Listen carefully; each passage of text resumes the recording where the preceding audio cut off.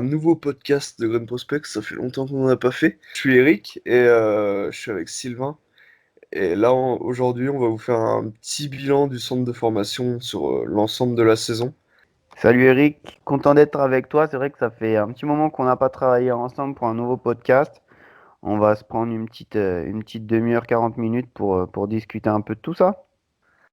Ouais, bah, peut-être faire un petit sommaire. Voilà, en premier, on va parler de l'état général du centre de formation avec la passerelle Ligue 1 formation depuis l'arrivée de Puel. On va faire un bilan général du centre de formation et les top et flops de chacun de la saison. Ensuite, on va parler des joueurs qui peuvent potentiellement titiller le groupe pro en deux. Et selon nous, ce qui serait intéressant de voir sur la saison prochaine sous Puel.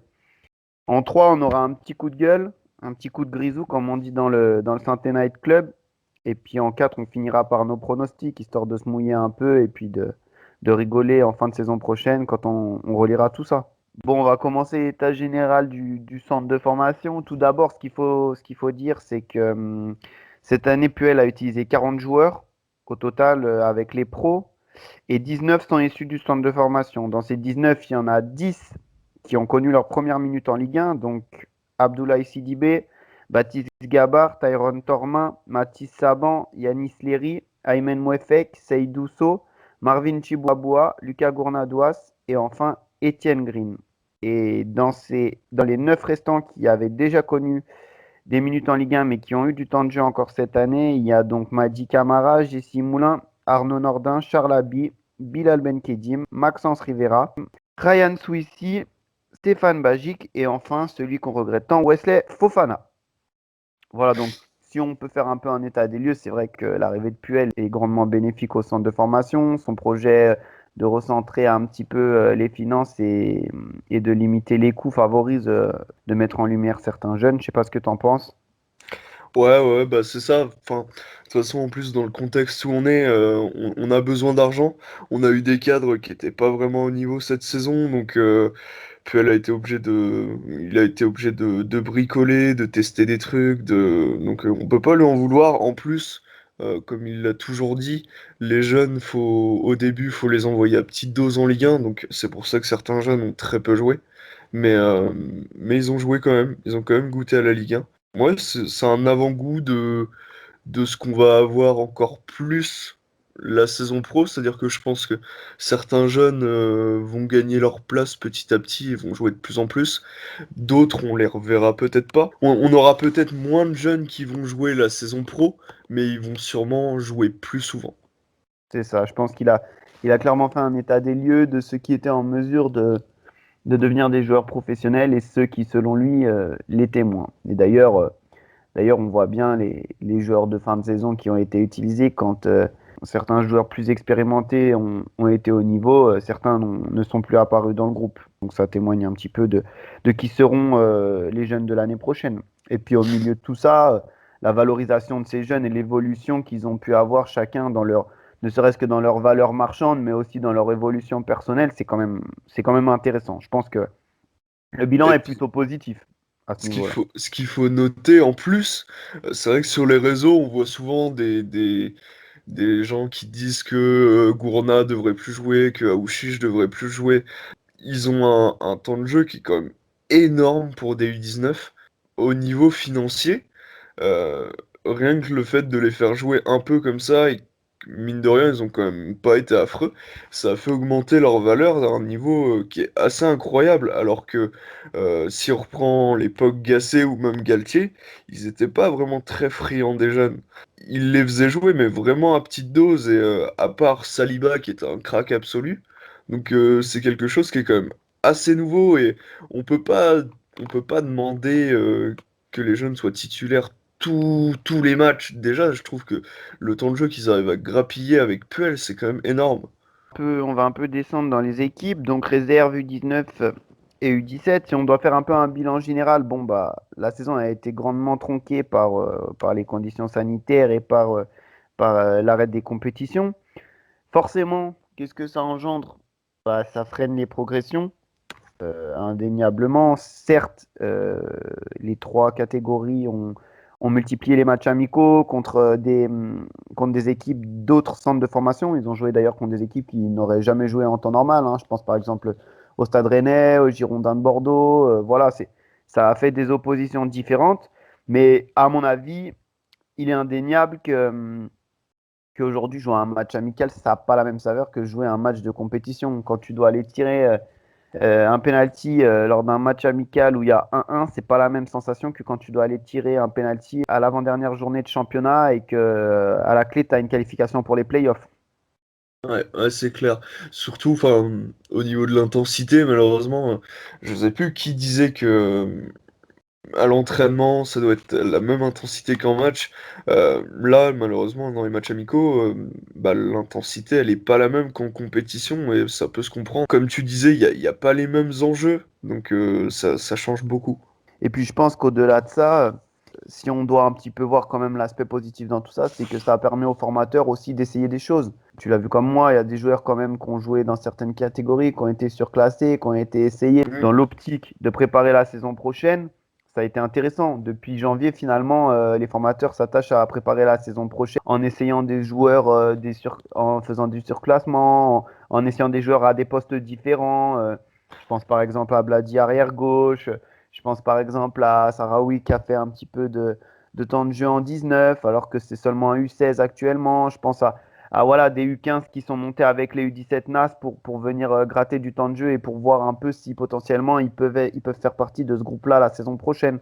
Donc Ouais. il y a quand même le fait de enlever la pression des résultats, entre guillemets, qui d'ailleurs ne devrait pas en être une dans les équipes de formation. Ça a permis d'essayer des choses et de travailler vraiment sur du plus long terme. Alors, est-ce que ça sera bénéfique? On en aura la réponse l'année prochaine, l'année d'après, voire dans 3-4 ans. Je pensais au fait de replacer des joueurs. C'est vrai que en match, en match officiel, quand un joueur est replacé à un autre poste, ça doit quand même lui mettre une pression de fou, surtout s'il a jamais joué au poste. Par exemple, on voit Blady, j'ai peur qu'en match officiel, au début, on a vu ses premiers matchs en tant qu'arrière gauche, c'était quand même relativement compliqué, ça peut se comprendre, hein, c'est un poste qu'il Exact. connaît pas. Mais en match officiel, j'ai peur qu'il aurait pas enchaîné beaucoup en faisant des prestations de cette qualité-là. Et pourtant, plus les matchs avancent, plus moi je le trouve intéressant dans ce Ah registre-là, oui, hein. tout à fait, ouais. Il répond aux capacités. Tu vois, c'est un joueur qui en première partie de saison jouait ailier gauche, même quelques fois en numéro 9, hein. Quand il avait fait ses apparitions en réserve, il avait joué en numéro 9, en second attaquant Ouais, avec Léry. ouais, ouais. Donc voilà, c'est bien, c'est bien. Je pense que ça fait partie aussi du développement des joueurs, d'être sur plusieurs postes. Je te propose de nous proposer ton top. J'ai mis retour en forme de Cissé, qui a été blessé un bon moment, Karim Cissé. On l'a pas beaucoup vu cette saison, mais le peu de fois où on l'a vu, ben voilà, les premiers appuis, la capacité à porter la balle, tout ça, ça ment pas. Euh, J'en suis très fan, ça tu le sais, je le cache plus. Mais ouais, ça m'a beaucoup plu de le revoir sur le terrain. Euh, c'est pas un des joueurs qu'on a le plus vu cette saison, mais j'espère que c'est un des joueurs qu'on va le plus voir la saison prochaine. J'espère aussi. Super joueur. Super joueur. Et on est friand de joueurs offensifs parce qu'on en manque et on en forme très peu ces dernières saisons. Je termine avec Kenzo Kies, euh, pareil 2005, qu'on voyait surtout en U18 R2 au début de saison, qui n'était pas destiné, je pense, à jouer plus haut. C'est un tout petit gabarit. Il est un peu prototypé ailier, mais même s'il est bloqué dans son registre, il est très très fort et il le fait très très bien. Donc voilà, moi je suis fan de lui et j'ai hâte de le voir la saison prochaine. Il devrait naviguer entre les 17 NAS et aller chercher un peu de temps de jeu en 19 aussi, je pense. Donc Ah oui, je pense, à ouais, parce qu'on surveiller, à l'avait en surveiller, amical, donc ouais, ouais. à surveiller. Je te donne mes tops à moi. Vas-y, vas-y. Le premier, bon, ça t'étonnera pas, hein. Noah Ravert, gardien de but 2005, c'est un gardien de but qui a commencé la saison en 17 NAS, qui était donc déjà surclassé puisque normalement il était U16.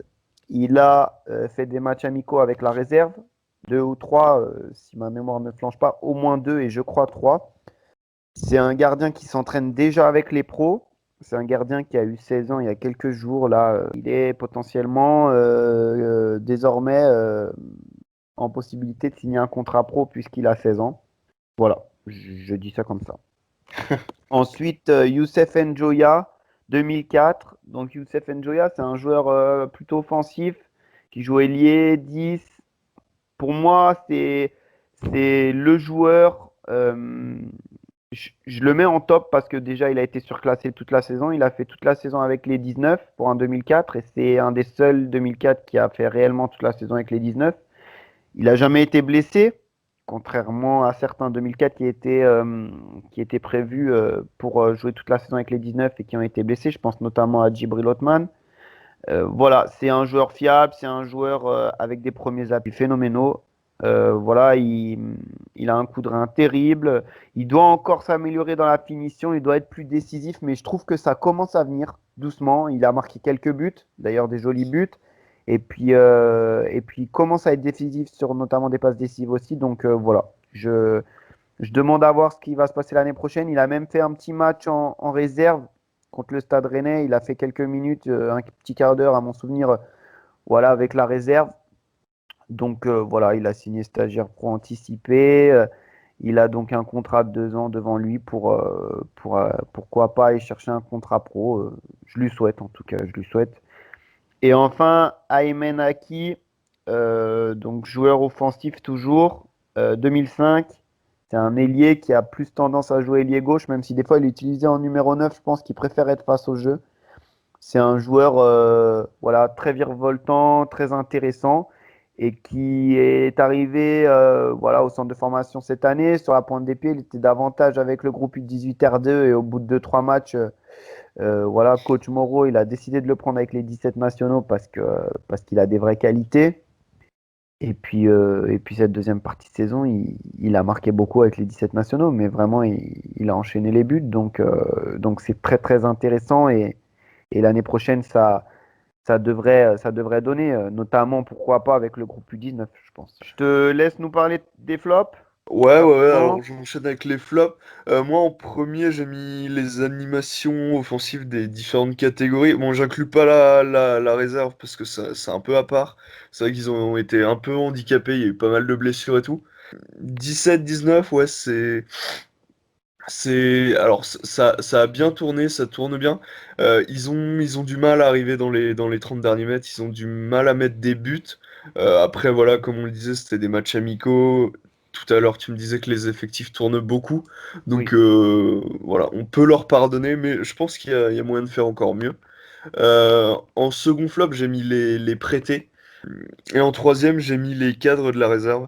Que ce soit. Enfin, j'ai surtout visé Lior, Tormin, Chiboisbois, qu'on fait une saison très moyenne. J'aurais attendu un peu mieux d'eux. C'est vrai que Neder, du coup, a fait jouer pas mal de jeunes à leur place. Puis ça peut se comprendre parce que ouais, leur saison est plutôt moyenne. Bah, moi, assez rapide. Malheureusement, la génération 2003 en flop. On voit le nombre de joueurs qui sont conservés en 2003. Beaucoup ont été libérés.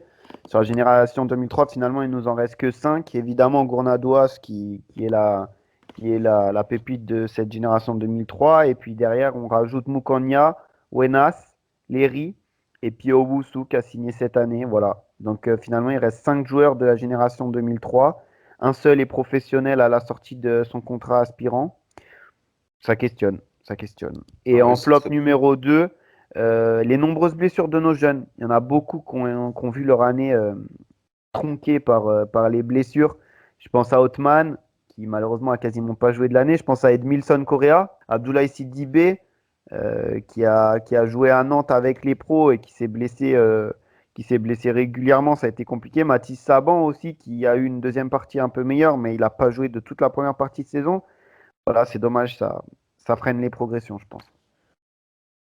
Puis c'est récurrent chez nous d'avoir des blessés. On a quand même ces dernières années, que ce soit dans le groupe pro ou chez les jeunes, on a quand même pas mal de blessés. Donc c'est euh, c'est quelque chose qu'il faudrait retravailler dans le staff médical. C'est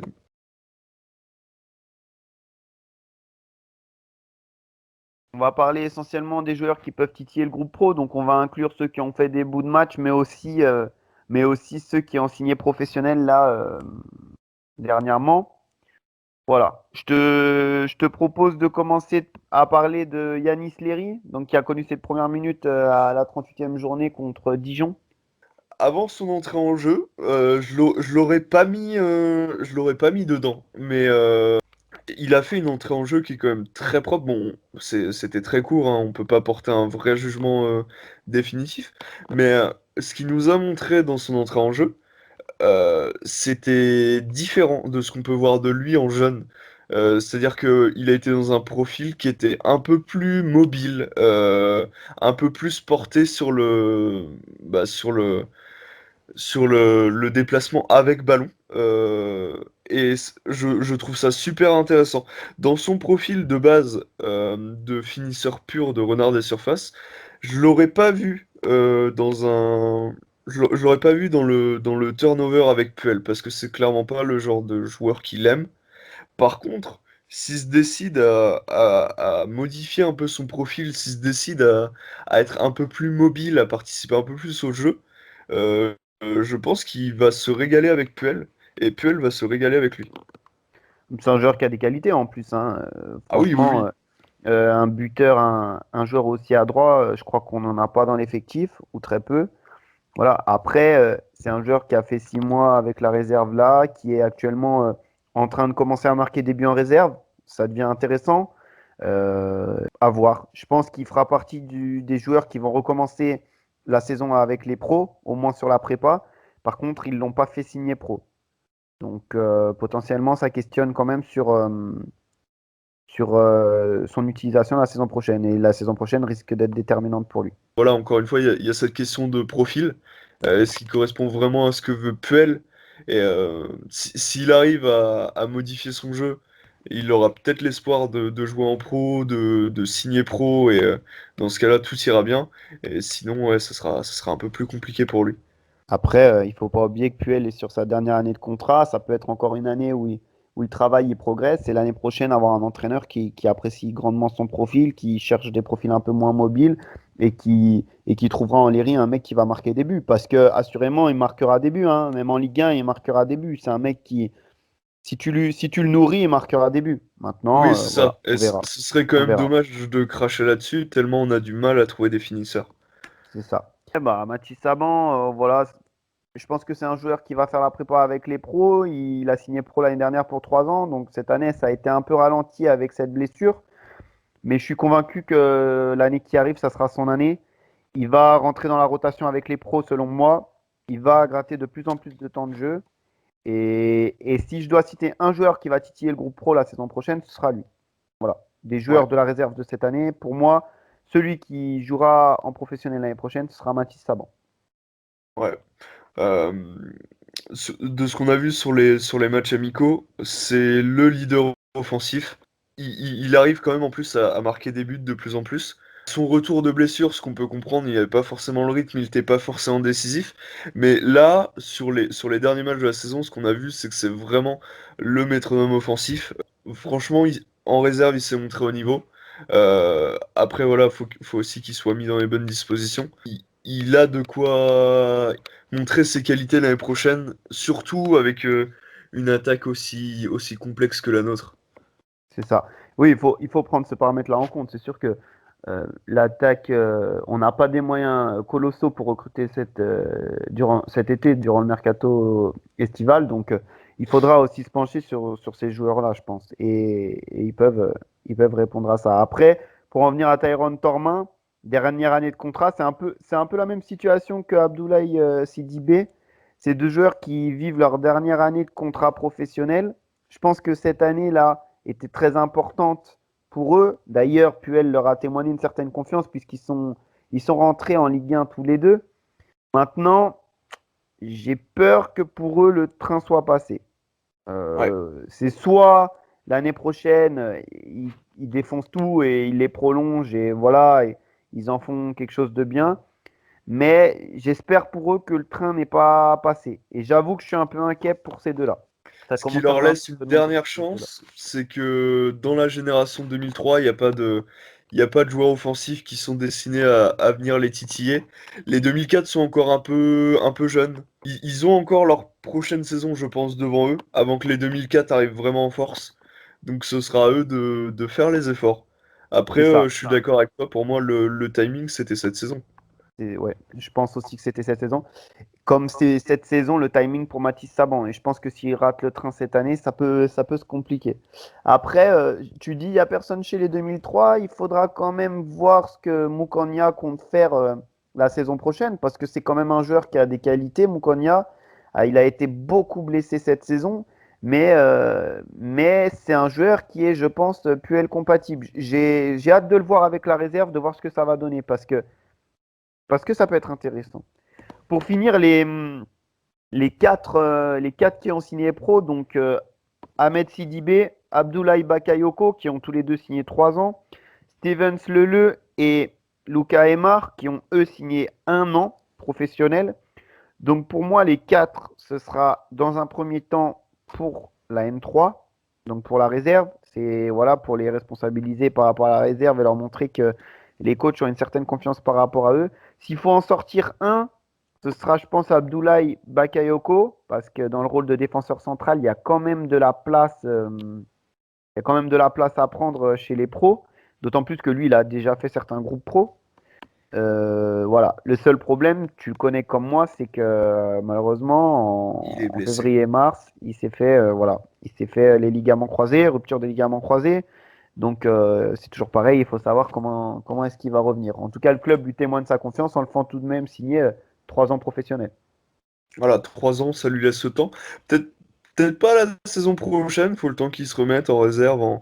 Mais la saison d'après, ouais, pourquoi pas. J'y crois en tout cas. Et enfin, le dernier que tu voulais parler, ça c'est ton petit bonbon à toi. Ouais. Kaloda, Euh, Lucas Kaloda, arrière gauche, piston gauche. ouais, c'est ça. T'avais envie d'en parler pour la saison prochaine. On a un joueur qui de base était ailier, qui a été redescendu défenseur gauche. Je suis pas fan de ce genre de repositionnement, mais enfin, en général, ça fonctionne bien et la preuve en est avec Debuchy. Euh, c'est un joueur qui a appris à défendre, qui va très très très très très vite, euh, qui est intelligent défensivement, offensivement. Et je pense que au vu de ce qu'on a au club, il serait pas ridicule. Il a fait une saison qui était quand même très sérieuse. Enfin, il a été en concurrence avec Lucas Lior et il y a pas il y a pas photo. Moi, je pense qu'il peut mériter d'être mis en concurrence avec les pros. Il a encore un peu de mal dans une défense à 4. Ça, je l'accorde. Mais, euh, mais honnêtement, en lui accordant un peu de confiance, en lui accordant un peu de temps de jeu, quand je vois sa progression au cours de la saison, euh, je me dis qu'il y a quand même quelque chose de très très bien à faire. Et faut pas oublier qu'en plus, offensivement, il apporte énormément. C'est vrai.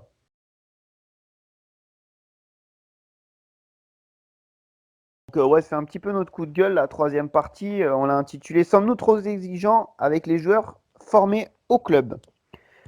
Donc, je vais commencer, tu réenchériras si Ouais, ouais, ouais. nécessaire. Voilà, je trouve qu'on a tendance à être quand même particulièrement exigeant avec les joueurs qui sont issus du centre de formation parce que ces dernières années, on a sorti des joueurs qui étaient d'une grande qualité. Hein, on les connaît tous, hein, Saliba, Fofana, voilà, il y en a eu d'autres. Hein. Lucas Gournadois est un futur très grand. Kurt Zouma a été et a été une très belle sortie. Et voilà, malheureusement, moi, ce qui me dérange un petit peu, c'est que il faut se faire à l'idée que l'AS Saint-Étienne ne va pas former que des cracks, que des joueurs extraordinaires promus au joutes de la Ligue des Champions, en fait. Parce que pour moi, Saliba, Fofana, Zouma, et je pense à plus long terme, Gournadois, ça sera des joueurs qui joueront la Ligue des Champions. Mais aujourd'hui, former des joueurs de club, des joueurs qui voilà, sont des bons joueurs de Ligue 1, c'est bien aussi. Former des Madi Camara, c'est bien aussi. Former C'est des, top. euh, des Seydou Sow, c'est bien aussi. J'ai une pensée d'ailleurs pour Seydou Sow qui, le pauvre, a la malchance de passer après Saliba et Fofana. Et Ouais. malheureusement, bah, lui, ça sera peut-être pas le crack international que sont ces deux extraterrestres, hein, il faut dire les choses. Et il passe derrière ces deux-là, et en fait, il passe pour un joueur lambda, nul. Or, c'est un joueur qui a déjà 15 matchs de Ligue 1 à 18 ans, qui enchaîne les matchs de plus en plus corrects, qui a une progression intéressante. Et voilà, ça me dérange un peu qu'on soit si exigeant avec les joueurs de notre centre de formation quand on l'est beaucoup moins avec d'autres. Par exemple, je trouve qu'on est extrêmement dur avec Charlaby. Certes, c'est pas une saison extraordinaire. Il n'a pas marqué les 18 buts que tout le monde espère, je suis bien d'accord. Mais aujourd'hui, quand on voit les attaquants qu'on a eu jusqu'à maintenant, est-ce que c'est pire? Est-ce que c'est pire? Est-ce que c'est pire que Soderlund? Est-ce que c'est pire que, que plein d'attaquants qu'on a eu, que Nolan Roux, ouais, enfin, je sais pas, moi je me pose la question quand même. Aujourd'hui, on a été beaucoup moins critique avec des joueurs qui sont passés et qui ont été issus de clubs extérieurs que nos espoirs nous-mêmes. Donc moi, pour finir ce coup de gueule, j'aimerais quand même qu'on soit un peu plus patient avec nos jeunes joueurs. Je trouve qu'on est beaucoup plus patient avec Aouchiche qu'on peut l'être avec d'autres joueurs issus du centre de formation. Pourquoi? Pourquoi? Moi, je suis autant patient avec Aouchiche qu'avec Madi Camara, que tout le monde a descendu la saison dernière et qui aujourd'hui est élu, hein, je rappelle, meilleur joueur de la saison, à la fois par le site officiel, mais aussi chez nos amis de Santé Inside. Voilà. Pourquoi on n'est pas patient avec ces joueurs-là? Qu'on commence à manquer de patience pour un joueur comme Arnaud Nordin, je l'entends. Mais à un moment, il faut aussi remettre les choses en place et se dire que nos joueurs du centre de formation, ça peut être des joueurs aussi qu'on n'est pas obligé de vendre dans les 2 années à suivre 25 millions. Ça peut être des joueurs qu'on va garder sur 4-5 saisons et qui valent que 4-5 millions. Voilà. Donc je pense Ouais, il fallait un petit peu remettre cette idée-là dans la tête des gens, car je pense qu'il est nécessaire de se dire que notre centre de formation ne va pas sortir que des joueurs qui sont promus aux joutes de la Ligue des Champions. ouais, je suis d'accord avec toi.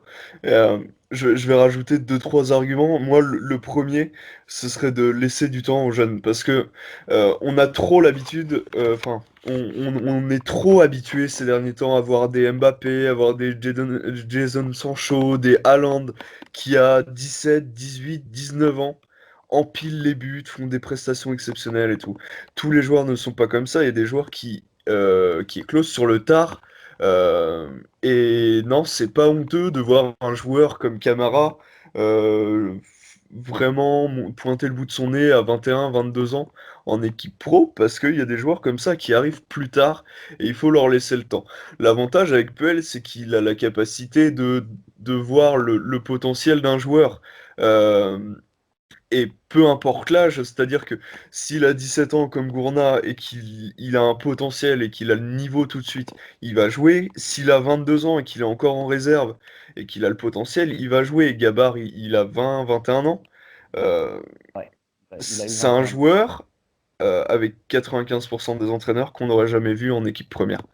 Euh, mais pourtant, il a su accompagner comme il sait accompagner n'importe quel joueur. Et chaque joueur a un accompagnement individuel et il faut vraiment leur laisser le temps. Alors après, arriver à 50 matchs pro comme Abi, je peux comprendre qu'on se dise que les prestations sont insuffisantes. Mais ça prendra du temps, mais ça viendra et ce sera encore plus beau quand ça arrivera. Et en plus de ça, faut bien dissocier chez un joueur le potentiel du niveau actuel. Parce que je vois trop souvent sur Internet des gens qui disent que tel joueur est un crack, donc il doit jouer tout le temps parce que c'est un crack, parce qu'il est trop fort. Mais non, par exemple, Aouchiche, il a un potentiel XXL, là-dessus on est tous d'accord, on l'a tous vu ses qualités. Par contre, et ça va être pareil pour MoFX, ça va être pareil pour tous les jeunes, parce qu'ils peuvent pas être prêts tout de suite. C'est pas encore un joueur qui est prêt à être titulaire 100% des matchs, à porter l'attaque. Il faut leur laisser le temps, il faut leur laisser le temps de grandir, d'exploiter au mieux leurs qualités. Et ça viendra qu'avec le temps. Et c'est pas en faisant jouer 100% des matchs aux jeunes qu'on va les aider. Parce qu'il faut aussi leur laisser le temps de comprendre, il faut leur laisser le temps de faire des entrées en jeu pour faire de meilleures performances. Faut les accompagner sur du long terme. Et l'explosion d'un joueur, ça se fait pas en 6 mois comme ça a pu le faire avec Mbappé. Ce sont des choses qu'il Ça le fait faut. finalement. ça le fait sur 6 mois pour les joueurs qui sont au-dessus du lot. Saliba, ça l'a fait en 6 mois, par exemple. Oui, Mbappé, ça l'a fait en 6 mois. oui, Mais, c'est ça. mais c'est sûr que tu peux pas espérer d'un joueur qui est encore en cours de formation qu'il explose tout de suite. En fait, on banalise trop les Mbappé, les Saliba, les Sancho, les Haaland. On les banalise trop, en fait. Or, c'est eux les exceptions et pas l'inverse. C'est Et pas ça. l'inverse. C'est Et ça. dernière chose aussi, pour compléter ce que tu disais dans la patience, dans le temps qu'on doit prendre pour qu'il puisse s'acclimater au haut niveau, il y a aussi un paramètre qu'il ne faut pas négliger, c'est qu'un joueur de 17-18 ans, il n'est pas à maturité physique. Il n'est pas à Oui. maturité physique, il grandit, il se développe musculairement, il se développe sur plein d'aspects et il faut les ménager. Tu peux défoncer un joueur de 17 ans en l'envoyant en casse-pipe tous les week-ends aussi, hein. Ah oui, oui, oui. Il faut être conscient de ces choses-là. Donc, à un moment donné, il faut prendre tous ces paramètres, en faire une analyse pertinente et une analyse complète pour être le plus juste possible. Et c'est pour ça que le dosage est très, très, très important à ce niveau-là. Et heureusement, notre coach en est conscient avec sa grande expérience. Et je vais préciser en donnant le modèle espagnol. Euh, En Espagne, on voit beaucoup, je pense, parce que j'ai l'exemple de Robin le Normand en tête, qui a commencé à jouer en pro à 22 ans. Il a fait son premier match en pro à 22 ans. Là-bas, il faut savoir qu'un joueur, il va rester en réserve jusqu'à 22, 23 ans si le coach n'a pas encore estimé qu'il serait prêt à jouer. Mais peu importe l'âge, qu'il ait 17 ou 22 ans, si les coachs sont conscients de leur qualité, ils vont jouer. Et si le joueur éclot à 22 ans, c'est pas grave, parce qu'il aura éclos à 22 ans. Mais en fait, il faut accepter que un joueur, si à 20 ans, il est pas encore prêt, ça veut pas dire qu'il est fini. Il faut leur laisser du temps. Après, il y a d'autres paramètres à prendre en compte. Mais un joueur qui joue ses premières minutes en pro à 22 ans, c'est pas honteux, c'est ce qui devrait être normal. C'est Qui l'inverse était qui est normal. exceptionnel. Il y a quelques années, c'est ce qui était normal d'ailleurs. L'essentiel, c'est de déceler le potentiel en fait. C'est de Oui, c'est voir ça. si potentiel il y a et progression possible il y a encore. Ça, c'est propre à chaque joueur après, je pense. C'est ça. Et puis, enfin, il y a l'aspect mental derrière aussi. Il y a plein d'autres paramètres. Mais non, il faut vraiment laisser du temps.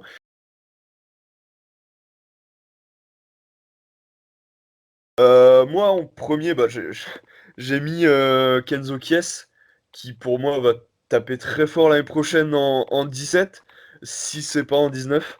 Euh, sur ses entrées en jeu, je l'ai trouvé. Alors, il faut savoir que, comme je disais, c'est un très petit gabarit. Je l'ai trouvé impressionnant physiquement, c'est-à-dire qu'il est capable de garder la balle face à un défenseur qui va faire 20 centimètres de plus que lui. Enfin, il a des attributs physiques qui sont quand même exceptionnels. Donc pour moi, il aura aucun mal à tout défoncer en 17, voire en 19. En deuxième, j'ai mis Léry et Billet à plus de 15 buts, toutes catégories confondues. Ça, c'est un petit espoir personnel. Je pense que l'année prochaine, avec le retour des compétitions et leur arrivée à maturité dans toutes les catégories, je pense que ils auront de quoi planter des buts. Surtout Léry, qui est un vrai finisseur. Et ça, c'est un petit espoir personnel en dernier. J'ai mis Rivera qui prendra plus de 1000 minutes chez les pros. Euh, il a eu peu de temps de jeu cette saison. C'est dommage parce Trois que moi, c'est un matchs. profil. En réalité, il a eu 3 matchs entiers, 270 minutes. C'est ça, ouais. C'est ça. 3 matchs entiers, bon, c'est quand même pas ridicule, hein, mais moi j'adore son profil, j'adore ses capacités. Non, il a vraiment de belles qualités, et moi j'ai envie de croire que l'année prochaine, il va monter en puissance. Ok. Et ben, à mon tour de me mouiller, comme ça on ressortira ça à la fin de saison et on rigolera de ce qu'on avait dit. Donc pour moi, Ravert et Billet, les deux 2005 signeront pro dans la saison. Parce que le club va les sécuriser, parce que c'est les deux phénomènes de la génération 2005. Deux joueurs qui vont arriver, Amougou et Pedro. Mathis Amougou et Kevin Pedro seront deux recrues qui évolueront en U17 nationaux au moins. Des échos que j'ai eus, c'est très, très, très, très, très, très fort. Je l'ai déjà dit, mais je le redis pour que vous l'ayez bien compris. Saban va exploser et entrer dans la rotation avec les pros cette saison et sera pour moi le joueur du centre de formation qui va briller cette saison avec les pros. Et enfin, en dernier pronostic, la génération 2004, donc les U19, U18 exactement, qui joueront donc en U19. Je mets une petite pièce sur un gros parcours en Gambardella ou pourquoi pas les playoffs via le championnat. La génération est très bonne et je pense qu'il y a matière à faire quelque chose de bien. Bon, on va clore tout ça. C'est toujours un plaisir de faire un podcast avec toi, d'échanger sur le football. J'espère qu'on n'est pas les seuls à prendre du plaisir et qu'on remettra ça un peu plus rapidement que ce qu'on a fait la dernière fois. On a déjà quelques idées, donc ça devrait être bien avant le début de saison prochaine. Ouais, carrément, ouais, c'était un plaisir. Allez, je te souhaite une bonne journée. Salut. Salut.